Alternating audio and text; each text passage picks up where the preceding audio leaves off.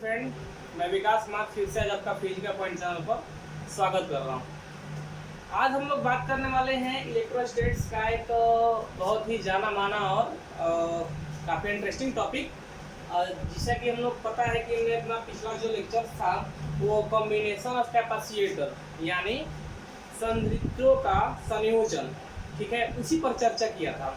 तो ठीक उसी के आगे हम लोगों को देखना है। तो अगर आप मतलब कि वो हमारा जो इसका पार्ट 1 वीडियो वाला जो मतलब ये है लेक्चर 1 जो था, अगर आप नहीं देख पा रहे हो इसका पार्ट 1 वीडियो, तो आपको वो चीज़ डिस्क्रिप्शन बॉक्स में उसका लिंक मिलेगा और आप वहाँ से कैपेसिटर्स कॉम्बिनेशन ऑफ कैपेसिटर का पार्ट 1 वीडियो जो है आराम से देख सकते हो। तो जैसा कि आपको पता है कि कल हमने सीरीज कंडीशंस को लेकर बात किया था।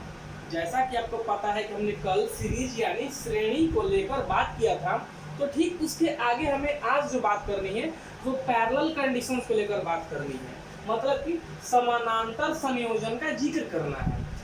ठीक है, तो आपके सामने ये जो डायग्राम है वो दिख रहा होगा। इसे हम पैरेलल कंडीशंस कहते हैं, मतलब कि समानांतर कहते हैं। यहाँ पर आपको क्या दिखाई दे रहा है कि एक से अधिक कैपेसिटर्स जो है वो दो पॉइंट के बीच में फिक्स किए गए हैं। दो टर्मिनल पॉइंट के बीच में एक से अधिक कैपेसिटर C1, C2, C3 को फिक्स किया गया है। तो इस तरह के बनावट को, इस तरह के क्रिएशंस को कहा जाता है पैरेलल कंडीशंस यानी समानांतर समायोजन, इसको बोलते हैं, संयोजन बोलते हैं। ठीक है, तो इसी पर हम आज चर्चा कर रहे हैं। तो सबसे पहले बात ये होगा कि आपको पता है कि हमें फर्स्ट पॉइंट में ये देखना पड़ता है कि इसका C इक्विवेलेंट कितना होता है, यानी कि आपको हम कल बताए थे इसको तुल्य धारिता बोलते हैं या फिर समतुल्य धारिता इसको कहते हैं हिंदी में, और इससे हम लोग अपने लैंग्वेज में, अपने भाषा में यानी इंग्लिश भाषा में इसको बोलते हैं कैपेसिटेंस इक्विवेलेंट। ठीक है, तो अब पैरेलल कंडीशंस के लिए C इक्विवेलेंट कैसे निकलता है? तो पैरेलल कंडीशंस के लिए C इक्विवेलेंट निकलता है आपका normally C1 plus C2 plus C3 plus, और आप इसको जहाँ तक ले जाना चाहते हो, तो जितना ज़्यादा आपका कैपेसिटर होगा वहाँ तक इसको ऐड कर सकते हो।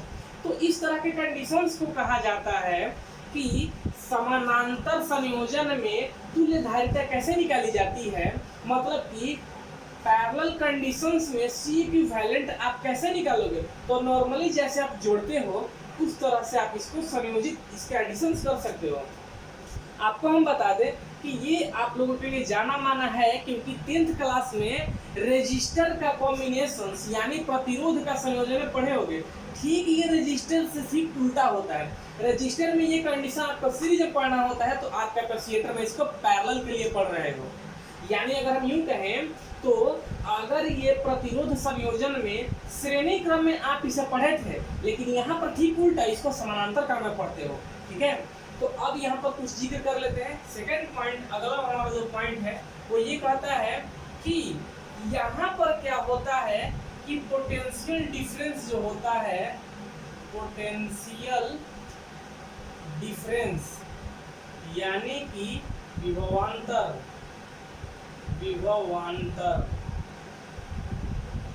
potential difference on each capacitor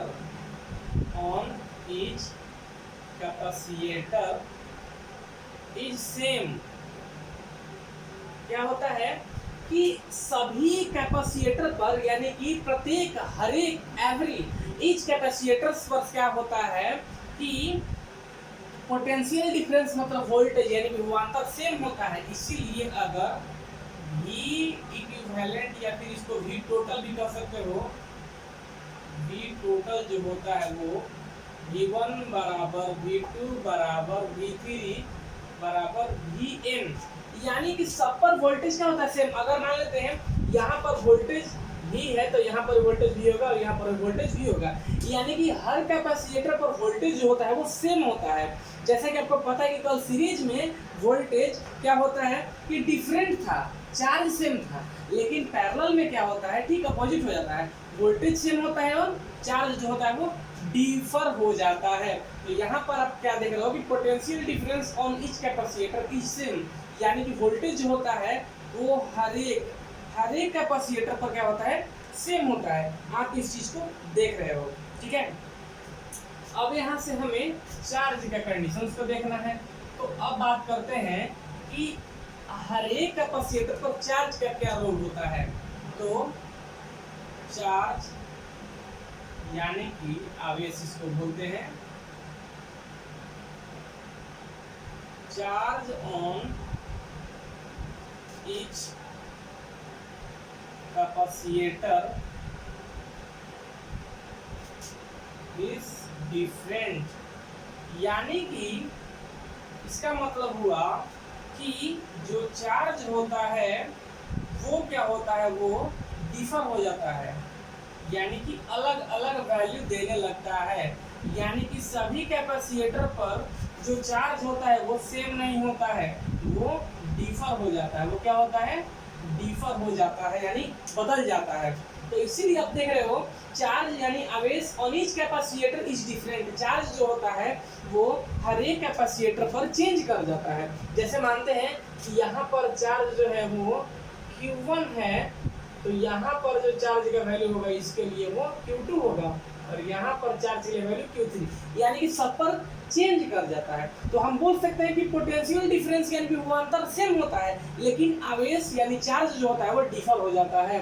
तो ये रहा आपका पैरेलल जो कॉम्बिनेशंस होता है, सॉरी पैरेलल जो कॉम्बिनेशंस होता है वो क्या होता है, इतना सारा कंडीशंस को शो करने लगता है। पहला कि आप C इक्विवेलेंट नॉर्मल तरीकों से निकाल सकते हो, जो जनरल एडिशंस होता है 1 2 3 करके।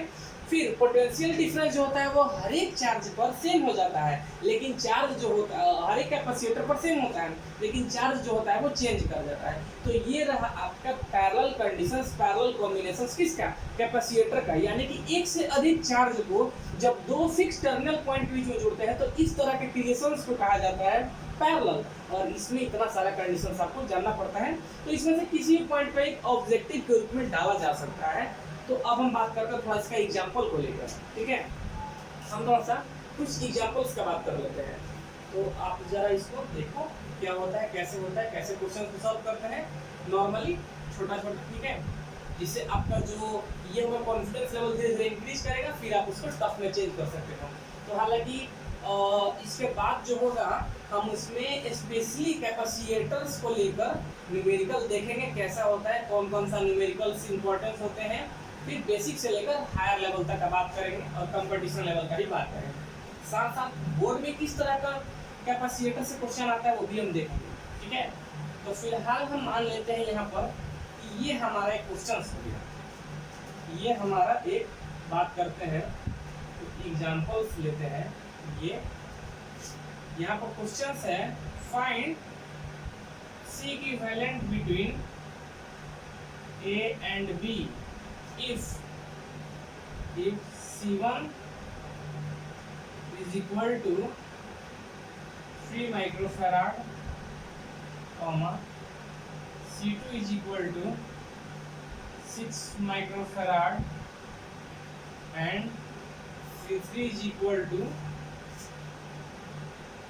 3 माइक्रोफैराड। यानी कि यहाँ पर कह रहा है कि आपको A और B पॉइंट के बीच में C के वैलेंट फाइंड करना है। टोटल जो कैपेसिटर्स का कैपेसिटेंस होगा, टोटल कितना होगा आपको A और B पॉइंट में फाइंड करना है।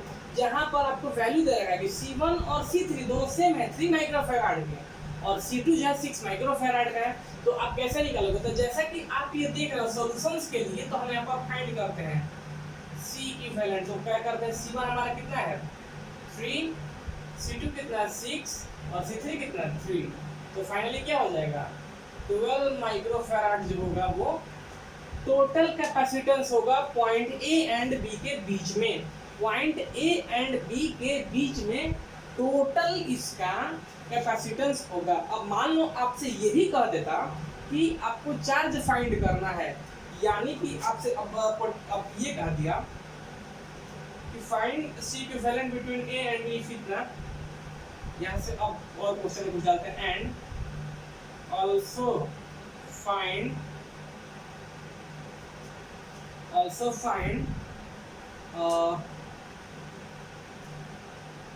Charge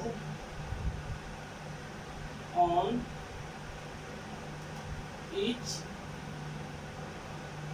capacitor if potential difference is 12V। अब क्वेश्चन इसमें ये है, जरा देखिएगा ध्यान से, इसमें क्वेश्चन ये है कि आपको हर एक कैपेसिटर पर चार्ज निकालना है। जैसे कि आपको पता है कि पैरेलल कंडीशंस में चार्ज का वैल्यू चेंज करने लगता है। आपको पता है, हमने भी देखा कि पैरेलल कॉम्बिनेशंस के लिए हर एक कैपेसिटर पर चार्ज चेंज करता है। तो वही कह रहा है कि find charge on each capacitor, हर एक कैपेसिटर पर चार्ज निकालिए अगर पोटेंशियल डिफरेंस दिया, मतलब वोल्टेज दिया, वोल्टेज पता है 12 वोल्ट। अब यहाँ से देखेंगे कि चूंकि 12V गिवन, हमें ये 12 वोल्ट दिया हुआ है, चार्ज निकालेंगे तो अब Q1 निकालेंगे, Q1 for C1। यहाँ पे कैपेसिटर 1 के लिए चार्ज 1 निकालते हैं। सर आपको पता है कि यहाँ से हम एक फॉर्मूला लगाते हैं कि चूंकि C बराबर फॉर्मूला होता है Q/V। ये फॉर्मूला होता है, आपको पता है, हमने पहले ही इसको बता रखा है जब कैपेसिटर पढ़ा रहे थे कि कैपेसिटेंस का फॉर्मूला होता है C = Q/V। तो यहाँ से Q का वैल्यू निकालेंगे तो इसीलिए यहाँ से Q1 बराबर क्या हो जाएगा, यहाँ से हो जाएगा आपका C1 × V। तो देख लो C1 का वैल्यू कितना है 3 और वोल्टेज टोटल कितना है 12, तो कितना हो जाएगा 36 कूलम्स जो होगा वो चार्ज होगा, वो किसके लिए, फर्स्ट के लिए। आप देख लो 36 कूलम जो होगा वो फर्स्ट कैपेसिटर पर चार्ज को बना रहा है, ठीक है। अब इसी तरह से हम सबके लिए फाइंड कर लेंगे, इसी तरह से हम सबके लिए फाइंड कर लेंगे। इसी तरह से हम क्या कर रहे हैं, अब C2 और C3 के लिए निकाल रहे हैं। इसी के लिए हम क्या करेंगे, C2 और C3 के लिए भी निकालेंगे। अब यहाँ से अगेन Q2 for C2, तो जैसा कि पता है Q2 = क्या हो जाएगा C2 × V। तो Q2 का वैल्यू कितना है, Q2 का वैल्यू 6, वोल्टेज कितना है 12, कितना हो जाएगा 12 6 जा 72 कूलम, ये हो गया आपका। और फिर फाइनली आपको एंड Q3 निकालना है किसके लिए, फॉर C3 के लिए, C3 के लिए निकालना है। अंदर इसको हटाते हैं ताकि आपको थोड़ा सा क्लियरली पता चले, ठीक है। तो यहाँ से हो जाएगा Q3 = C3 × V। C3 का वैल्यू 3, वोल्टेज है कितना 12, तो कितना आ जाएगा 36 कूलम। तो इस तरह से आप ऐसे क्वेश्चंस को नॉर्मल क्वेश्चन बोलते हैं, इसको इस तरह से आप नॉर्मल क्वेश्चंस को हल कर सकते हो। आप क्या करोगे कि पहले दो टर्मिनल पॉइंट के बीच में आप C इक्विवेलेंट फाइंड आउट कर लो। अगर वोल्टेज दिया हुआ है तो नॉर्मली ये जो जनरल फॉर्मूला है, आप इससे क्या कर लोगे कि आराम से आप यहाँ से चार्ज जो है वो कैपेसिटर पर फाइंड कर सकते हो। तो इस तरह का जनरल क्वेश्चंस जो होता है वो आपको अपने क्या बोलते हैं, अपने कॉन्सेप्ट के थ्रू सॉल्व करने हैं। फिर कॉम्प्लेक्स क्वेश्चन आता है तो उसके लिए हम अलग से आपको बताएंगे। फिलहाल हम कुछ और पॉइंट के बारे में बात करते हैं, क्योंकि क्या होता है कि कुछ और भी ऐसे पॉइंट्स हैं कैपेसिटर से जुड़े हुए जो आपको जानना बेहद जरूरी है। तो हम थोड़ा सा उस पर चल रहे हैं, उस पर मूव करते हैं, ठीक है। उम्मीद करते हैं कि आपको ये चीज़ें समझ में आ रही होंगी, ठीक है। उम्मीद करते हैं कि आपको ये चीज़ समझ में आ रही होगी। आप बारीक से इसको देखोगे, पढ़ोगे तो बिल्कुल समझ में आएगा, ठीक है। तो हम थोड़ा सा अपने नेक्स्ट पॉइंट की ओर बढ़ते हैं जो काफ़ी इंपॉर्टेंट होता है, जो एग्जामिनेशन व्यू से भी काफ़ी इंपॉर्टेंट है। और आपको जो भी जानकारी भी अगर आपका नॉलेज के लिए भी अगर चाहते हो तो भी बहुत ज़्यादा जरूरी है। तो उस पर हम थोड़ा सा पढ़ते हैं कि हमारा अगला इम्पोर्टेंट पॉइंट क्या होता है। आप इसको अच्छे से क्या करोगे कि बारीक ढंग से इसको देखोगे। नोट्स बनाना चाहते हो तो नोट्स अभी इसको लिख सकते हो, ताकि आपको आगे कभी भी अगर ऐसा लगता है तो आप नोट्स ओपन करके इसको देख सकते हो, ठीक है।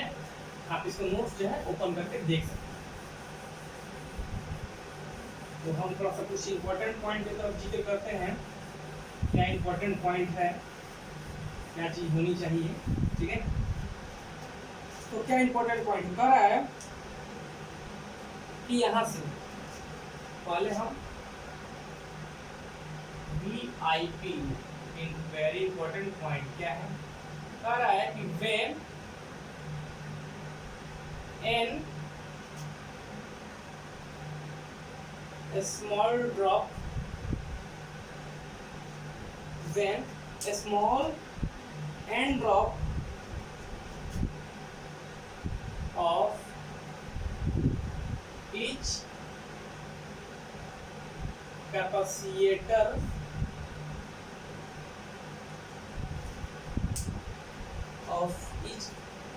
when n drop of when n small drops each capacitance C कह रहा है कि n स्मॉल ड्रॉप है कैपेसिटर्स का, n स्मॉल ड्रॉप्स है कैपेसिटर का, जिसका कैपेसिटेंस, सबका कैपेसिटेंस क्या है? C है, सबका कैपेसिटेंस C है।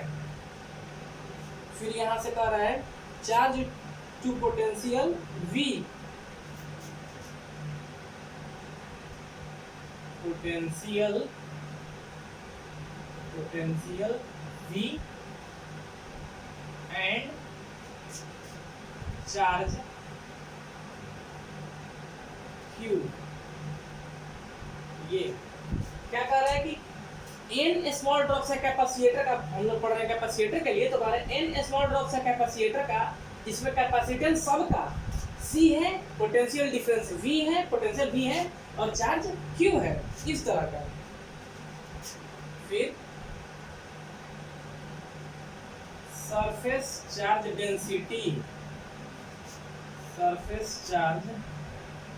डेंसिटी सिग्मा है, सरफेस चार्ज डेंसिटी सिग्मा है एंड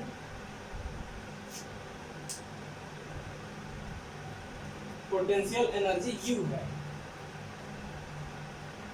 पोटेंशियल एनर्जी U है, ठीक है।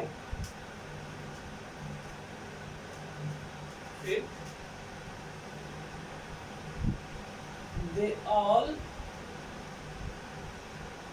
are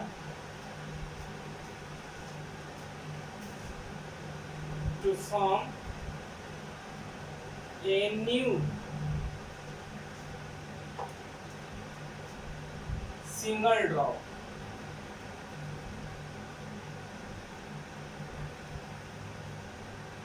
single drop। देन यहां से ये चीज देखो क्या है,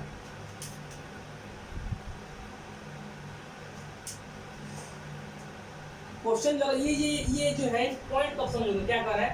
कह रहा है कि when in small drops capacitor का, कैपेसिटर्स का मतलब कि बहुत सारे कैपेसिटर हैं इसमें, तो उसमें n एक छोटा कैपेसिटर है, तो छोटे छोटे कैपेसिटर हैं, मतलब बहुत सारे कैपेसिटर्स में उसमें क्या है कि छोटा छोटा कैपेसिटर्स लगा हुआ है।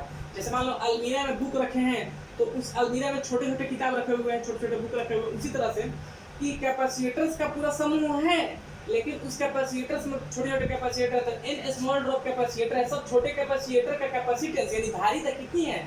सभी संधारित्रों की धारिता है C। फिर पोटेंशियल यानी कि उनका पोटेंशियल डिफरेंस कह लो, विभवांतर कह लो, विभव कह लो, V है।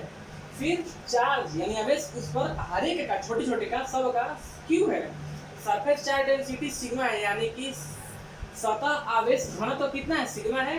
पोटेंशियल एनर्जी यानी स्थिर ऊर्जा U है।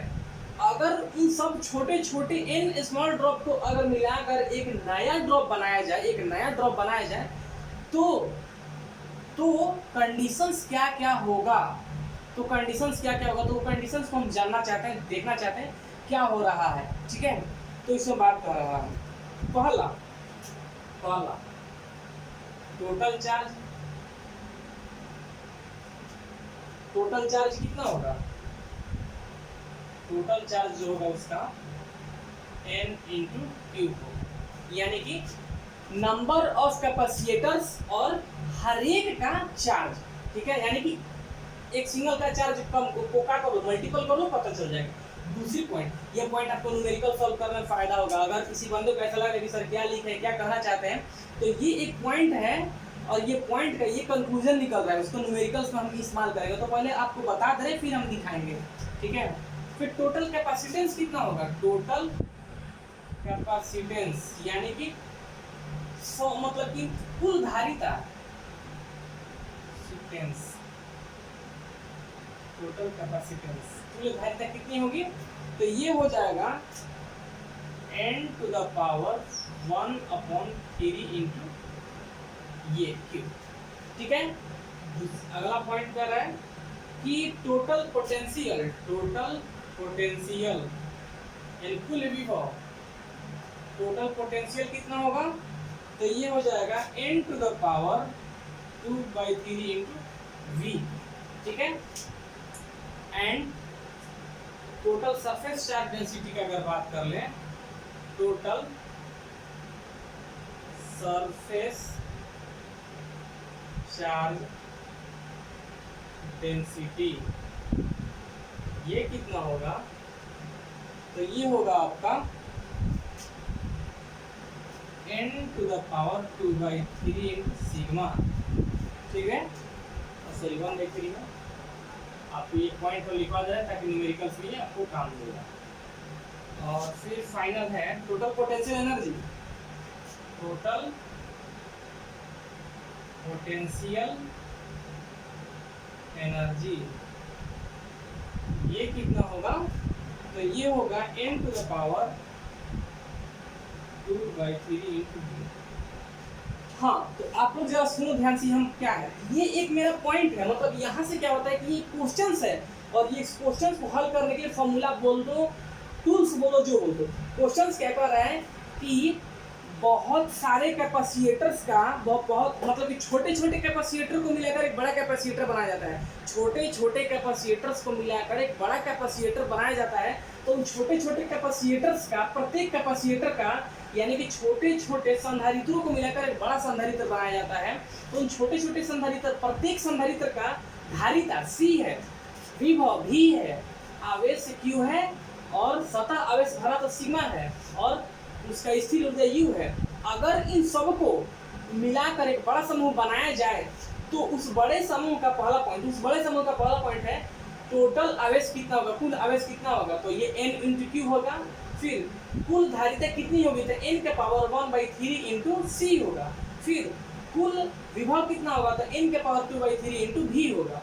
फिर टोटल यानी कि कुल सतह आवेश घनत्व कितना होगा, तो n के पावर 1/3 इंटू सिग्मा होगा। फिर कुल स्थिर ऊर्जा कितना होगा, तो n के पावर 2/3 इंटू u होगा। तो ये है कंडीशंस। अब आपको न्यूमेरिकल मिलेगा, आप सॉल्व करोगे। अब हम थोड़ा सा फिर से इसको रिपीट करते हैं। कह रहा है कि छोटे छोटे कैपेसिटर्स को मिलाकर एक बड़ा कैपेसिटर्स बनाया जाता है। तो छोटे छोटे कैपेसिटर्स में ईच कैपेसिटर्स का कैपेसिटेंस C है, पोटेंशियल V है, चार्ज Q है, सरफेस चार्ज डेंसिटी सिग्मा है, पोटेंशियल एनर्जी है, सब चीज दिया है। उन सब छोटे छोटे को मिलाकर एक बड़ा ड्रॉप बनाया जाता है, एक बड़ा कैपेसिटर्स बनाया जाता है। तो बड़ा कैपेसिटर में कन्वर्ट करने पर उस बड़े कैपेसिटर्स का उस टोटल समूह का चार्ज कितना होगा, तो इतना होगा, कैपेसिटेंस कितना होगा, तो इतना होगा, पोटेंशियल कितना होगा, तो इतना होगा, सरफेस चार्ज डेंसिटी कितनी होगी, तो इतनी होगी, और ये इतना होगा। तो ये सारा कंडीशन से एक पॉइंट को बनाकर एक क्वेश्चंस के रूप में कन्वर्ट कर देता है, चाहे बिहार बोर्ड के लिए हो, चाहे आईसीएसई के लिए हो, चाहे कोई भी कंपटीशंस के लिए हो। तो ये सब एक अलग अलग न्यूमेरिकल्स के लिए लागू होता है, ठीक है। तो यहाँ से कैपेसिटर्स का कंडीशंस, न्यूमेरिकल सारा चीज खत्म हो रहा है। तो आज हम अपने इस लेक्चर्स में यहाँ तक ही रखते हैं, क्योंकि जस्ट इससे आगे वाला जो मतलब कंडीशंस है उसमें हम न्यूमेरिकल का कल प्रैक्टिस कराते हैं। जो हमारा नेक्स्ट वीडियो आएगा जो कैपेसिटर्स पर केवल न्यूमेरिकल का प्रैक्टिस होगा, ठीक है। और एक पॉइंट बचा 1D ग्राफ जनरेटर। तो 1D ग्राफ जनरेटर कुछ नहीं है, और उस पर भी अगर आप लोग कमेंट बॉक्स में कमेंट करोगे तो बना देंगे, वरना हम इसमें थोड़ा सा न्यूमेरिकल्स का बड़ा अच्छा मतलब कि न्यूमेरिकल्स इसको प्रैक्टिस कराकर आगे बढ़ेंगे। तो हमारा अगला वीडियो जो होगा वो न्यूमेरिकल सेशन के लिए ही होगा। आई होप कि आपको ये सारी चीज़ें समझ में आ रही होंगी, इसको अच्छे से आप लोग पढ़ लोगे, क्योंकि अगला वीडियो काफ़ी इंटरेस्टिंग है। अगर ये पॉइंट आपके दिमाग में आ जाएगा तो न्यूमेरिकल सॉल्व करने में कुछ नहीं, ठीक है। तो आज आपको क्या करना है, इसको नोट करना और अच्छे ढंग से पढ़ना है। उम्मीद है कि आज की ये सारी बातें आपको समझ में आ रही होंगी, ठीक है। तो अगर आपके मन में जो भी सवाल है, जो भी अपना व्यू बन रहा है, आप कमेंट बॉक्स में कमेंट जरूर कर लो। अगर आप हमारे चैनल पर नए हो तो सब्सक्राइब कर लो, लाइक करो, share. Thank you and have a nice day.